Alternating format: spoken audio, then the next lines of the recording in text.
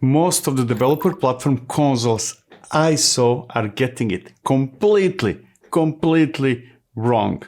And I honestly cannot understand why. For decades now, we know that a good UI is a dumb UI. A good UI does not contain much logic. UIs rely on APIs to discover what can be done and what information is needed to do whatever should be done. Yet, when I see developer portal UIs, more often than not, they do not try to rely on APIs. Instead, they are doing their best to ignore them, to bypass them, to use their own internal APIs, and to do too much for no good reason. Hence, this video is about creating a good developer portal console by making it dumb, making it really dumb. Developer portals are hot right now. Everyone is trying to figure out a way to make developers productive by enabling them to create and deploy applications, services, and infrastructure, to observe the outcomes and whatever else they need to do without opening Jira tickets. We are trying to move away from ticket ops to consuming internal services. Hence, we can describe developer portals with a slogan like Jira is dead. Long live developer portals. Now, there are many flavors of developer portals. Some of them are just frontends like Backstage and Port, while others are pretending to be full solutions like Humanitech. Today we will focus on the former group, in part because I think that complete solutions are just silly, because they're failing to understand who the users of such solutions are. Still, I will hold my tongue. Nothing on that one, since that would be a completely different subject that would force me to swear even more than I usually do. So, what do those developer portal frontends or consoles do? Some allow us to create hard-coded forms that others can use to define instances of abstractions, and then they extend into real resources. They convert simple forms into Helm and Terraform values and execute Helm install and Terraform apply and similar commands. I can characterize those as Docker Compose clones that transform simple interfaces into manifests used by Kubernetes or hyperscalers or whatever else you're using. Hard coding logic into UIs is just as silly as hard coding logic into CLIs. So I will ignore those completely. Others evaluate value files, preferably stored in Git, and auto-generate forms with fields and drop-down lists. Users can use those forms to essentially fill in those fields and let the UI transform that into YAML, HCL, or whatever the tech is, and execute Helm install, Terraform apply, and similar commands. That's seemingly better, since it allows experts in those tools and that tech and those service providers to define what something is and visualize it for others, for service consumers. And nevertheless, while that's not as bad of an approach as hard coding stuff directly in the UI, it is still bad. Those UIs are essentially templating engines and CLI executors. Those are silly, still very silly. Then we have tools that allow us to program interfaces. They allow us to define data structures that are converted into forms with fields and drop-down lists. Typically, data generated through those forms would be pushed to Git or to GitHub Actions, or they would be converted into other formats like Helm charts, Kubernetes Customize, files, HCL modules, and so on and so forth. That's, for example, the approach of Port that looks like a great solution since it allows service providers to define what something is and service consumers to generate definitions of that something at the right level of abstraction and submit them somewhere. Still, just as others, that approach is silly as well. It's not that different from others, just a bit more agnostic to specific implementations. The reason why I'm declaring all those solutions as silly is simple. They're all taking a more complicated, yet less efficient and less flexible way to accomplish something.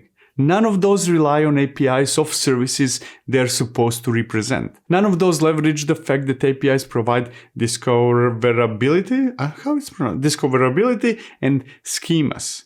that can be used to dynamically figure out what is available and what something is. So there it goes. I'm declaring most, if not all, developer portal consoles as silly, over-engineered solutions that are missing the fact that all they need to do is to be dumb and graphically represent APIs. I'm publicly shaming Backstage, Port, and other similar solutions. They're great, but they're also missing the point. They do not rely on APIs for discovery and schemas. Actually, to be more precise, we can create Backstage plugins that would do what I'm about to describe, but more often than not, that's not how they're designed. I will show you how consoles should work and how we should design them if we're building them ourselves, or what we should expect from third-party solutions. But before I do that, we need to discuss the differences between APIs and CLIs. Let's back off of graphical user interfaces or consoles for a moment, just a moment. Everything we do these days is behind APIs. If we want an EC2 instance, we send a request to the AWS API. If we want a Cloud Run service, we send a request to Google Cloud API. If we would like an AKS cluster, we send a request to Azure API. If we want to have a resource in Kubernetes, we send a request to Kubernetes API. We cannot avoid APIs. And even if we could, there is no good reasons to avoid them. APIs are a better way to communicate with control planes behind those services than any other method. However, it is not always obvious that we almost always use APIs.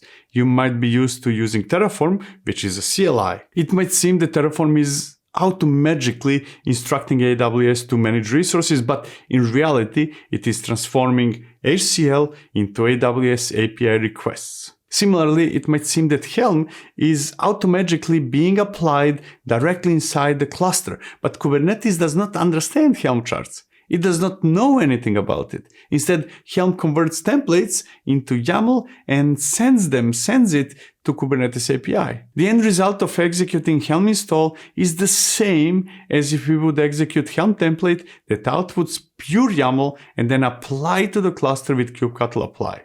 kubectl, on the other hand, is essentially sending requests to Kubernetes API. It is a convenient replacement for CURL. Hence, the question is only whether we communicate with the APIs directly or through CLIs. The latter is more convenient, mostly because we can use higher level abstractions. Most services are low level. If we need a Kubernetes cluster in AWS, we have an option to create an EKS control plane, node groups, networking, and everything else directly, or we can wrap it all up into a Terraform project. If you do the latter, the end users, the service consumers, can focus only on the values file and ignore everything else. Similarly, if you would like to have an application in Kubernetes, instead of managing a deployment and a service and an ingress and everything else separately, we can wrap it all up into a Helm chart and expose values file, which is what the end users would see and use. Now, to be clear,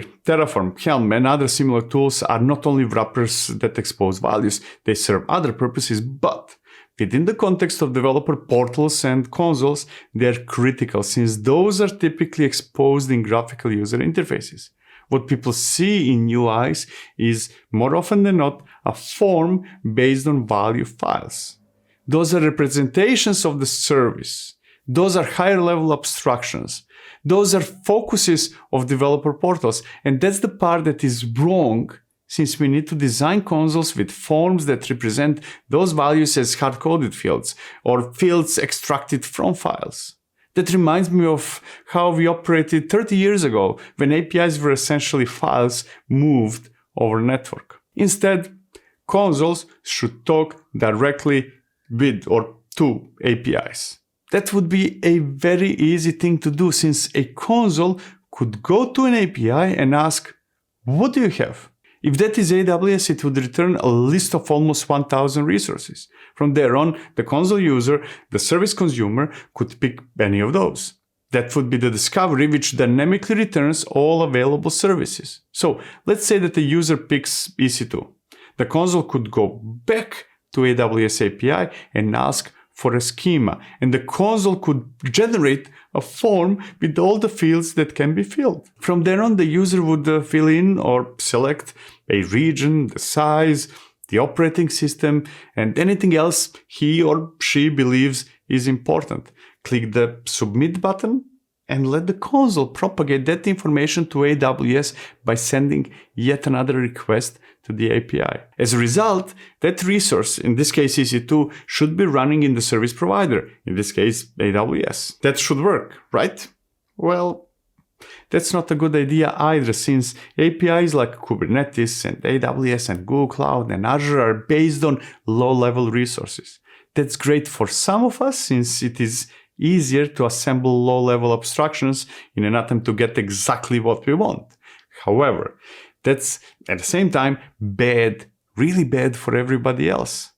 A service consumer should be able to define a backend application instead of assembling a Kubernetes deployment and a service and an ingress and a service mesh and everything else we deem important. Similarly, a user should be able to say, I want a small Kubernetes cluster in this region, instead of having to combine EKS and the node group and subnets and a VPC and all other low-level resources. And the end result would be a group of low-level resources tailor-made to act in a way that is established to be a good practice in a given organization, in a given company. It would be production ready. So, using value files is not a good idea, but using APIs of service providers is not a good idea either. As a matter of fact, CLI tools like Terraform were created so that we can create new abstractions instead of talking directly with service provider APIs. However, and this is a big however, such tools fail to understand that we can create our own APIs, especially now with the advancements of extensible APIs like Kubernetes. So, what should we do? The answer is obvious. We should create our own abstractions, just as we did so far with existing tools, but this time those abstractions will be accessible through APIs. Before we move on, you might think that I'm about to tell you that your own abstractions backed by APIs means crossplane, but that's not the case. It can be anything. We can do it with Terraform, with Ansible, or whichever other technology we use today. So, if crossplane is not your thing, rest assured that I'm not on a mission to convince you otherwise, at least not today. Here's how those consoles should work. Here's the design. Here's what you should expect from third-party solutions, or if you're into building it yourself, here's what you should build. So far, we established a few key components required for developer portal consoles. We need the graphical user interface, a console, APIs of the service providers like AWS, Azure, Google Cloud, and Kubernetes, and a set of APIs that we will build ourselves. We do that by creating our own abstractions that represent services our end users will consume. That can be backend and front-end applications, databases, clusters, or anything else. Those services combine and manage low-level resources like those in AWS, Azure, Google Cloud, and Kubernetes. The important part of those internal services, at least in the context of today's subject, is that they expose their own APIs. And those APIs serve three primary purposes: discoverability, operations, and observability. Those are crucial for developer portal consoles. If, for example, we want to build a web UI that enables users to consume services, that UI can be dumb. It does not have to know anything except the address of the API. There is no need for it to know which services are offered, what are specific fields that represent each of those services, which operations can be done with those services, or how to observe resources. It does not need to know any of those things. It can be dumb, mainly because of the discoverability I mentioned earlier. If the console knows the address of the API, it can talk to it, right? For example, if a user wants to create something, the console can simply ask the API which services are available. The API in turn should respond with a list that contains things like backend and frontend applications, PostgreSQL and MySQL databases, Kubernetes clusters in AWS, Google Cloud, and Azure, serverless applications, and so on and so forth. That's the first part of the discoverability story. The API knows which endpoints are exposed, and if those endpoints represent services, the console can present the list by simply querying the API. But that's not all. when discoverability is concerned. APIs can also provide a schema for any of those services. So, for example, if a user selects a PostgreSQL database, the console can simply go back to the API and ask for the schema of that specific endpoint. With the schema retrieved, it can dynamically generate the form with fields and drop-down lists and whatever else is useful to the end users. It knows which parameters are available, which ones are required, what is the type of each of the parameters, and so on and so forth. That's the purpose of having a schema, and any API endpoint should have it. If it doesn't, you should be ashamed of your APIs. Further on, service consumers should be able to perform some operations. That's what others would call CRUD, or create, read, update, and delete. But in my case, it's only apply, read, and delete, since I assume that system can figure out whether a resource should be created or updated, right? We all do that. Now, depending on the system and permissions, service consumers might be allowed only a subset of those operations. For example, we might be able to apply and read the status of a database, but not to delete it, right? APIs should provide that information as well. That's what they do, typically based on RBAC, right? Finally, as you can probably guess, console does not need to know much about observability either, since info comes through that same API as well. Complex observability tends to be separate from portal consoles, so we're often talking about simple cases like resource statuses, relevant logs, and events.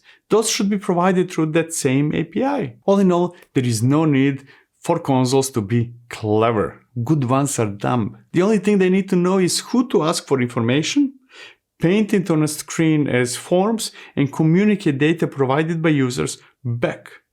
Once we make them dumb by relying on APIs, we can think about more clever usages like synchronizing data with Git, sending webhooks, and so on and so forth. Those are bonuses. And even those should likely be communications to some API. Hence, most of the work in making developer portals is not in the console, but in creating services that are exposed through APIs. Services can, and often are, complex.